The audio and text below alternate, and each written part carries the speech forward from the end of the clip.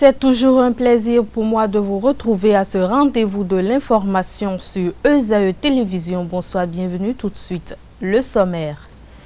Tibus Adagbe, l'auteur de l'essai politique Mémoire de Chaudron, a apporté personnellement dans la matinée de ce lundi 14 décembre 2020 un lot de son ouvrage au fondé de l'École supérieure d'administration d'économie, de journalisme et des métiers de l'audiovisuel ESAE.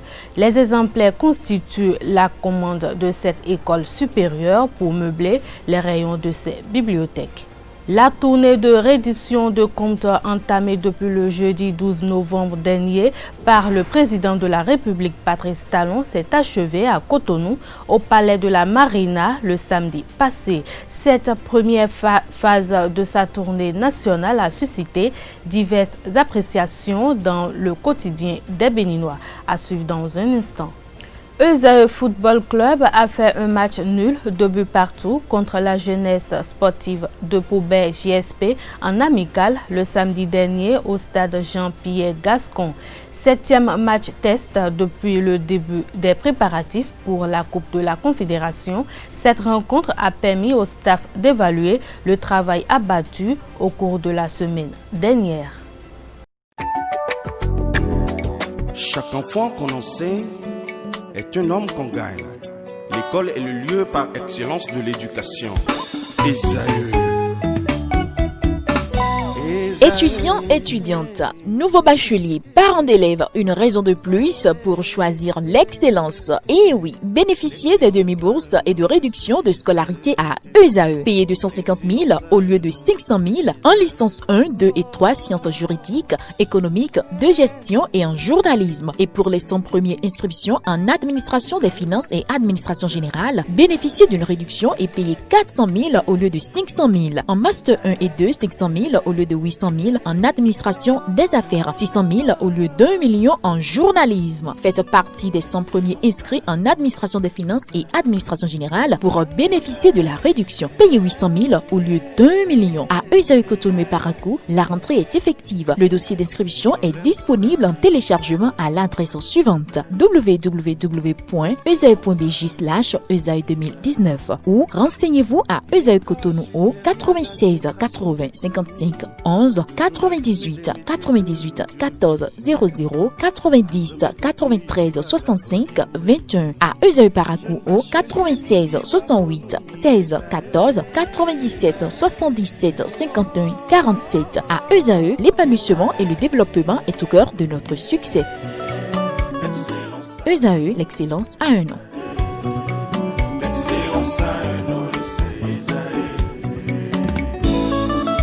La rumba, c'est la musique des sages. Et ESAE, c'est l'école des sages.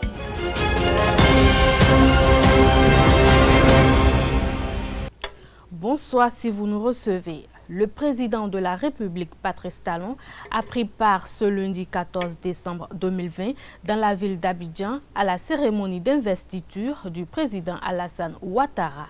Plusieurs chefs d'État africains, dont le Togolais Faure Gnassingbé et l'ex-président français Nicolas Sarkozy, ont également pris part à cette cérémonie. Alassane Ouattara, au pouvoir depuis 2010, a été réélu lors du scrutin présidentiel du 31 octobre 2020. Selon les résultats de la commission électorale confirmés par le Conseil constitutionnel ivoirien, il a été réélu à plus de 90% des suffrages exprimés. Tibus Adagbe, l'auteur de l'essai politique Mémoire de Chaudron, a apporté personnellement un lot de son ouvrage au fondé de l'École supérieure d'administration d'économie, de journalisme et des métiers de l'audiovisuel ESAE. Les exemplaires constituent la commande de cette école supérieure pour meubler les rayons de ses bibliothèques. À l'occasion, le fondé de l'École supérieur d'administration d'économie, de journalisme et des métiers de l'audiovisuel ESAE, Clément Adéchian, a exprimé l'intention dans laquelle cette commande a été faite. Carles Kitome a assisté à cette séance. Il nous propose ici un extrait des propos du fondé Adéchian. Mémoire de Chaudron, nous l'avons lu, nous l'avons partagé. C'est avec empressement que chaque matin, on entendait le feuilleton suivant qu'il déposait au fur et à mesure sur les forats que nous partageons ensemble. Et quand nous avons entendu qu'il a fait une compilation, revue, améliorée, corrigée, vous imaginez bien que c'est avec beaucoup de bonheur que j'ai découvert le livre, que je l'ai relu entièrement. C'est un voyage magnifique, un voyage somptueux dans les arcanes, dans les intrigues de la politique au Bénin, que les jeunes doivent apprendre à connaître. Il a fait les armes avec notre ancien chef d'État, le président Boni Yayi. Il est resté dans les couloirs de sa victoire, il est resté dans les couloirs de l'exercice de son pouvoir, et nous avons eu la chance que lui nous retrace ce que nous ne sommes pas censés savoir. On ne peut pas, pour ceux qui sont friands du droit, des sciences politiques et de l'histoire du Bénin, et pour en faire le parallélisme avec d'autres histoires, tout court, je crois que c'est un bénéfice d'avoir à lire ce document. Un bénéfice d'avoir à l'offrir pour la jeune génération. Et c'est ce que moi j'ai pensé faire pour mes étudiants qui sont en sciences politiques, qui sont en droit, qui sont en journalisme, gagner ma bibliothèque pour que cette jeune génération-là soit capable de savoir ce que c'est que la politique au Bénin et quels sont les côtés courts, les côtés jardins de cet univers-là qu'on ne finira jamais de découvrir. Alors voilà pourquoi je me suis approprié le mémoire du chaudron de Tibi Sadagwe. Parce qu'il n'y a aucun moyen d'hésiter à prendre mémoire du chaudron. Tant la qualité exceptionnelle que la culture dantesque que ça nous apporte. Alors je crois que si effectivement ils ne le savent pas encore, surtout pour les chefs d'établissement, pour enrichir la culture livresque de la bibliothèque, je les invite instamment à se les procurer et permettre à la jeune génération de commencer par apprendre, à faire l'apprentissage de la politique à travers ce qui est écrit, à travers le vécu des autres, à travers l'enseignement essentiel qui est donné par ce livre. Inspirez-vous d'eux, apprenez d'eux, marchez sur leurs pas, enrichissez vos styles, et améliorez votre qualité d'écriture en lisant les autres. Il n'y a rien d'autre que nous puissions faire par rapport à ça. Parce qu'il n'y a aucun moyen d'hésiter à prendre mémoire du chaudron. Tant la qualité exceptionnelle que la culture dantesque que ça nous apporte. Alors je crois que si effectivement ils ne le savent pas encore, surtout pour les chefs d'établissement, pour enrichir la culture livresque de la bibliothèque, je les invite instamment à se les procurer et permettre à la jeune génération de commencer par apprendre, à faire l'apprentissage de la politique à travers ce qui est écrit, à travers le vécu des autres, à travers l'enseignement essentiel qui est donné par ce livre. Et c'est très important. Tibi Sadagwe s'est senti honoré par le geste et n'a pas manqué d'exprimer son émotion au micro de Carles Kitome. J'ai été d'abord très flatté de la recommandation que mon préfacier, Maître Robert Dossou, a faite par rapport à l'ouvrage Mémoire du chaudron, qu'il recommandait à toutes les structures de formation universitaire dans le monde, a-t-il écrit. Et quand le fondé de l'ESAE m'a fait la demande d'un lot de Mémoire du chaudron pour équiper l'ensemble de ces bibliothèques, alors je me suis dit, le message n'est donc pas tombé dans des oreilles de sourds. Donc c'est avec empressement que je suis venu. Et vous vous en doutez, je suis très satisfait. Et par cet honneur qu'il me fait, en mettant le livre à la disposition de ses étudiants. Alors, vous savez, le livre, on connaît son prix. On connaît son prix, et si lui, il décide donc de porter ce secours à ses étudiants, alors je suppose qu'ils sont vraiment chanceux d'être inscrits chez lui. Parce que désormais, s'ils veulent le lire, ils pourront le lire, même s'ils n'ont pas eu les moyens de l'acheter. Et ça, je trouve ça formidable. C'est une très, très géniale idée. La lecture est tout. Il n'y a rien, il n'y a pas le secret, il n'y a pas un autre type de secret. Celui qui ne lit pas ne comprendra rien. il ne fera rien. Les études supérieures, c'est d'abord pour ceux qui lisent. Même quand vous êtes dans les sciences, vous devez lire. Même quand vous faites les mathématiques, vous devez lire. Donc, vouloir faire des études supérieures et ne pas être un bon lecteur, c'est se tromper. Et quand on parle de lecteur, ce n'est pas de lire des blagues sur Facebook ou sur WhatsApp. Ce n'est pas ça la lecture. Il faut lire ce que les autres ont écrit avant soi.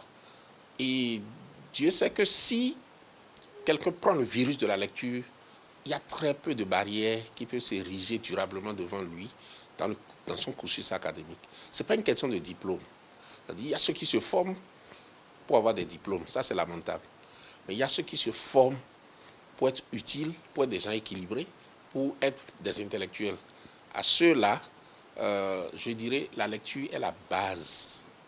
La lecture est fondamentale. Et donc, si le fondé fait ce geste, alors j'imagine bien que c'est un message qu'il envoie à l'endroit de ses étudiants. En disant, par exemple, un livre dont on parle, qui est dans l'air du temps, et dont certains peuvent dire qu'ils n'ont pas les moyens de l'achat, ben lui, il est en train de leur dire, vous n'avez pas d'excuses. Mais moi, du Chaudron est désormais à votre disposition, allez à eux. Si vous aimez la lecture, et vous devez aimer la lecture, organisez-vous et prenez possession du contenu de ce livre. La tournée de reddition de comptes entamée depuis le jeudi 12 novembre dernier par le président de la République, Patrice Talon, s'est achevée à Cotonou au palais de la Marina le samedi écoulé. Cette première phase de sa tournée nationale a suscité diverses appréciations dans le quotidien des Béninois. Quelques-uns rencontrés dans la ville de Cotonou ce lundi 14 décembre 2020 se sont prononcés au micro de nos reporters. Notre cher président, le président Patrice Talon, a parcouru certaines localités de nos 77 communes. Il a commencé le 12 novembre. Par le nord, il est venu maintenant la fin à Cotonou. Le samedi dernier, de mon quartier, mon circuit m'a dit qu'il va amener les Angbetor de Djako. J'ai interdit les Kouvitors. Moi, précisément, j'ai interdit que je ne veux pas voir mes aïeux là-bas. Mais on peut prendre le bon pour aller. Les Angbetor, il n'y a pas de problème. Notre président, M. Talon, a fait une campagne. C'est une campagne à faire comme ça. Non, ce n'est pas une campagne. Tu sais, parce qu'on n'a pas déjà lancé la campagne. Ça, là, il est en train d'écraser le peuple béninois. Ce qu'il est en train de faire, ça, ce n'est pas une campagne. C'est une tournée nationale de reddition des comptes. Il y a eu beaucoup d'ambiance, beaucoup de personnes et c'est bon. Je remercie tout le monde. Je remercie même les opposants. Parce que certains opposants même ont été. Je les remercie, c'est ça. Ils n'ont qu'à tout faire pour réactiver, réanimer notre démocratie. C'est ce que nous voulons. Il y a des choses qui sont blées. Il ne sait pas que c'est lui qui est en train de développer le pays comme ça. Et les autres croient que c'est un bailleur de fonds d'autres qui vient, qui est en train de développer ce pays. C'est lui qui a écrasé à peuple qui savent ce qu'il est en train de faire. C'est si le peuple encore l'accepte qui vient, deuxième mandat, il va faire plus. Il y a quoi concret? Ce n'est pas campagne. C'est campagne qui a fait, c'est quoi qui a fait? On ne peut pas assimiler cette tournée à une campagne électorale parce qu'il est allé en contact avec le peuple qu'il a élu et puis il est allé constater les réalités du terrain, ce qui ne va pas. On a vu beaucoup ça dans ce pays. C'est bon ce qu'il a fait. Mais tant qu'il reste à faire, rien n'est encore fait. Parce qu'il y a d'autres communes qui veulent sa présence. Le président de la République ne fait pas tout faire. Même un peu qu'il a fait de le comprendre. C'est un président qui travaille et il a fait développement, beaucoup de choses, école, la route, beaucoup de choses, moi je l'adore.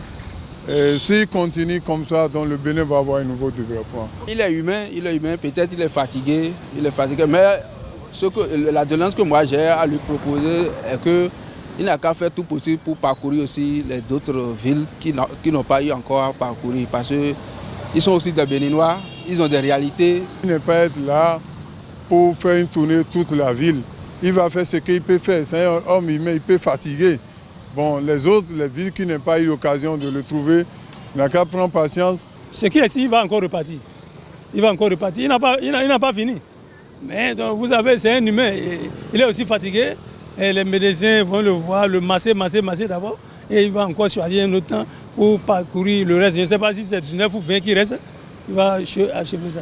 Après 4 semaines de formation 100% coaching voix acte 2, assuré par Dimitri Agossadou, le studio Belle-Voix a procédé le samedi 12 décembre 2020 à la restitution et à la remise des attestations aux finalistes de cette formation. Cet événement riche en émotions a connu la présence effective du fondé du groupe ESAE, Clément Adéchian, et de quelques professionnels des médias. Abdelkader Achirou y était et voici son compte rendu.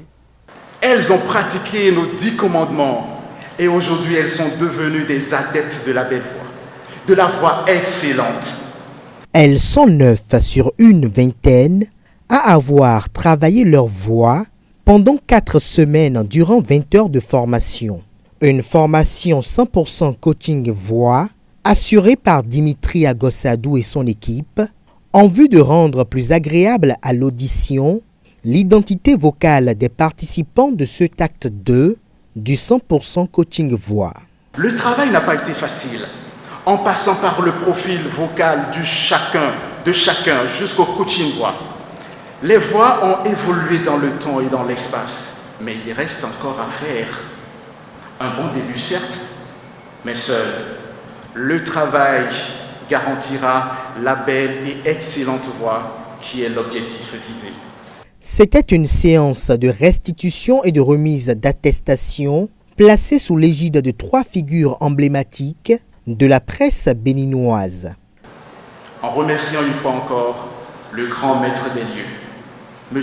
Clément Adéchian, qui a bien voulu que je pose ma valise ici et qui suit tout de très près. Grand merci également à mon mentor qui n'est pas là, qui est un petit peu souffrant, M. Georges Arblon, mon second papa, je vous prie de l'applaudir même avec son absence. Lui, il m'a toujours inspiré, M. Combekenom, qui devrait être aussi là, mais qui est éploré. Les participants de cette deuxième édition du 100% coaching voix témoignent de l'importance des acquis dont la formation les a gratifiés. Ils implorent la clémence du fondé du groupe ESAE afin que cette formation très bénéfique soit étendue à d'autres couches estudiantines. Je tiens surtout à remercier M. Adeoti Adéchian pour nous avoir boosté, pour permettre à ce que chacun de nous puisse participer à cette formation parce qu'au début, personne ne voulait, mais grâce à lui et à la dévotion de M. Dimitri, cette formation a été effective. On a beaucoup appris, que ce soit côté voix, côté présentation, même si tous ceux qui participaient à cette formation n'étaient pas tous des journalistes. Et donc, cette formation a été riche en émotions. C'était également un moment de partage, d'expériences et d'anecdotes. Alchimie entre le corps et la pensée, la voix est un instrument de persuasion et de charme car elle constitue le reflet de la personnalité. Les voix que je viens d'écouter, je crois qu'elles ont évolué dans le temps. Il y a beaucoup plus de maîtrise de soi. Au début, elles étaient un peu plus agitées, elles étaient un peu plus hésitantes, mais à la fin, on sent beaucoup plus d'assurance. Et ça voudra dire qu'elles pourront mieux porter leur voix. La voix, c'est quelque chose de formidable et je voudrais que ces filles-là ne lâchent pas Dimitri. Qu'elles le gardent comme leur coach, voilà, comme le nom l'indique, parce que la voix peut vous amener très loin. Et je voudrais saluer très très sincèrement mon confrère Clément Adéchian, mon frère et ami Clément Adéchian, d'avoir autorisé ça. Et il faut que ça se poursuive, il faut que ça s'étende. Cela est d'autant plus important que le spectacle que vous m'avez offert cet après-midi, franchement, j'ai gagné mon salaire. Mes étudiants, vous m'avez épaté. Quand vous avez la voix, ne croyez pas que c'est seulement pour le journalisme. Mais ça va vous conduire très loin. très loin. Cette métamorphose que vous avez si brillamment réussi dans cet exercice-là va vous conduire très loin. Un technicien, l'a dit tout à l'heure, il ne commencera pas à vous rechercher pour faire d'abord au départ de petites piges, de poses de voix, et puis après, c'est pour de grands événements qu'on vous sollicite. Les récipiendaires de la deuxième édition du 100% Coaching Voix, désormais armés pour exploiter le plein potentiel de leur voix, se font ambassadeurs de l'initiative, car la voix est ce miroir de l'âme qui séduit ou irrite. En page culture, la sculpteuse béninoise Ghislaine H a animé avec la reine Rounon Rounan, épouse de Dagbo Rounon, et les responsables de Laboratorio Art Contemporain une conférence sur le thème masque, mascarade et identité post-coloniale. Une conférence organisée dans le cadre de l'exposition Très Origine de Gisèle H, inaugurée une semaine plus tôt à la résidence MGA de Ouida. Le reportage est signé Carles Kitome. Donc mon don, c'est le dessin. Et c'est la passion de mon père, la musique. Gisèle H transporte à travers la musique et l'art plastique le fruit de ses recherches relatives au vaudou, le culte que son père a pratiqué. Mais j'ai fait les Beaux-Arts d'Abidjan. Je vais faire la musique à Abidjan aux Beaux-Arts. Et j'ai côtoyé tout le temps les plasticiens à l'école. J'ai passé 7 ans dans l'art plastique là-bas. Mais je faisais la sculpture sur mur avec les ciments. Et quand je rentre de la Côte d'Ivoire, quand je viens au Bénin, né d'un père Mounon, quand je rentre, je fais des recherches. C'est ma passion à moi. Donc j'ai commencé par faire mes recherches depuis 1998. Et à un certain moment, j'en avais tellement à faire. Et je disais, bon, je reproduisais tout ça sur les murs. Mes murs étaient vraiment remplis de sculptures, de reliefs. Et j'ai pensé un jour comment faire pour les transporter. Alors, il va falloir que je les fasse sur du papier pour mieux expliquer, transporter et expliquer aux gens ce que c'est un peu le vaudou avec mes recherches. Et jusque là, je continue mes recherches. J'ai tellement à faire, il y en a tellement à faire. Je dois faire encore le royaume d'Oyo jusqu'au Nigeria, donc j'ai tout un parcours. Cette expression artistique retient l'attention de ses contemporains haïtiens et sud-américains qui s'identifient à la pensée que véhicule Gisèle H. Du travaux qui a beaucoup de passion, le travaux de Gisèle H. C'est dans Bénin. Je suis venue à côté de la chose et puis la fait respirer fortement. Alors il y a vraiment une passion, une énergie, il y a des esprits dans le travail. Et c'est ça qui est important. C'est pas que c'est délicat, et c'est belle, et c'est joli et tout et tout. Il y a des autres choses qui méritent d'attention, c'est pas juste l'esthétique. La première femme sculpteuse connue au Bénin, Gisèle H, transcende l'idée du patriarcat en ce qui concerne la pratique de la sculpture. Souvent on dit métier d'homme, mais aujourd'hui, ce que les garçons font, les femmes aussi le font. Et moi je suis passionnée dans ça, tout simplement. Ajouter que si j'en ai là aussi, il faut dire que j'ai traversé l'eau et le feu. Parce que quand je travaille comme ça, sans avoir traversé l'eau et le feu, je ne peux pas y arriver. Ce n'est pas facile. Mais j'ai pu quand même, je ne travaille pas avec de la peinture. Je travaille avec le feu, l'eau, le feu, et les pelles. Tout ce qui est récupéré. Quand je prends un sciure de bois, je récupère. Donc, je nettoie aussi l'environnement. Et sciure d'alu, c'est récupéré. Donc c'est ma manière aussi de nettoyer l'environnement avec mes papiers et tout, je nettoie l'environnement. Voilà. Sport dans cette édition, le tournoi de qualification de la zone UFOA-B de la Coupe d'Afrique des Nations des moins de 20 ans, Cannes Mauritanie 2021, va aborder les demi-finales ce mardi 15 décembre 2020 au stade Charles de Gaulle de Porto Novo. Niger, Ghana et Côte d'Ivoire, Burkina Faso, voilà les affiches du carré d'AS. Vendredi dernier, le Bénin, pays hôte de la compétition, a été éliminé par le Burkina après sa défaite 0 but contre 1 alors qu'un match nul lui assurait une une place en demi-finale. Suivez la réaction des deux sélectionneurs, Oscar Barrault du Burkina et Mathias Deguenon à la fin du match. Match très difficile parce qu'il fallait le gagner pour espérer continuer la course.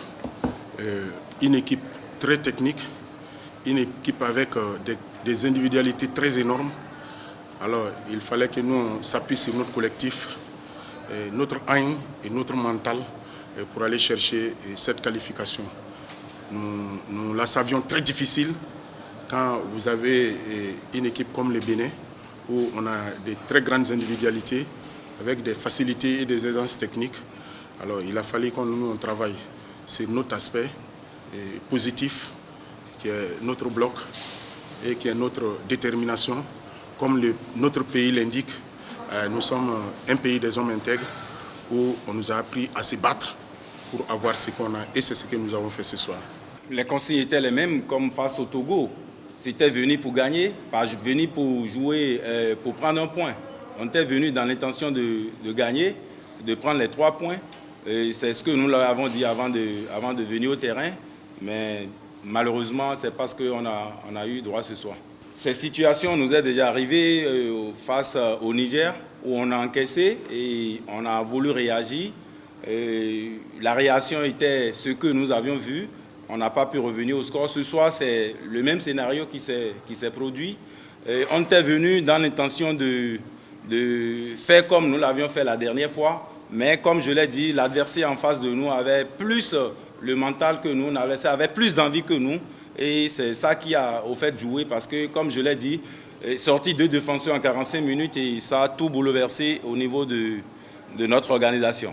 Euzeuil Football Club a fait un match nul, 2 buts partout contre la jeunesse sportive de Poubet JSP en amical le samedi dernier au stade Jean-Pierre Gascon. 7e match test depuis le début des préparatifs pour la Coupe de la Confédération. Cette rencontre a permis au staff d'évaluer le travail abattu au cours de la semaine dernière, surtout les automatismes, l'animation défensive et offensive. Et voilà, c'est sur ces notes sportives que nous allons mettre un thème à cette édition. Merci de votre aimable attention. Passez une excellente soirée. Bonsoir.